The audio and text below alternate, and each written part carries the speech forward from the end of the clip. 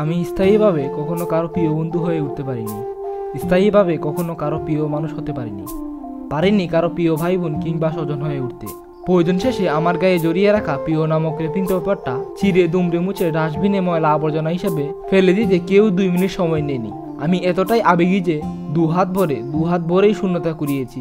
নিঃস্বার্থভাবে ভালোবেসে যথাসাধ্য সকলের পাশে দাঁড়িয়ে দিন শেষে নীরবে বালিশ ভিজিয়েছি। আমি সবার প্রয়োজন নামক অধ্যায় মাত্র, কখনো কারো প্রিয় পুরো বইটা হয়ে উঠতে পারিনি।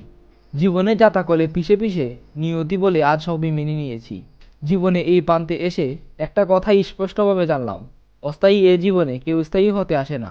আমরা কে কার জীবনে কতদিন স্থায়ী সেটা নির্ভর করবে আমাদের করার উপর। আমরা যতদিন যার জন্য করতে পারবো প্রতিদিন তার জীবনে স্থায়ী। যখন যার জন্য করতে পারবো না কিংবা করার ক্ষমতা থাকবে না, তখন তার জীবনে অস্থায়ী হওয়ার ছাড়পত্র প্রাপ্ত হব। এই পৃথিবীর 90% সম্পর্ক এখন স্বার্থের সাথে মিশে আছে, তাই প্রয়োজনে মিটে যাওয়া মাত্রই সবাই মূল্য হারিয়ে অস্থায়ী হয়ে যায়। অস্থায়ী জীবনে কেউ স্থায়ী হতে পারে না।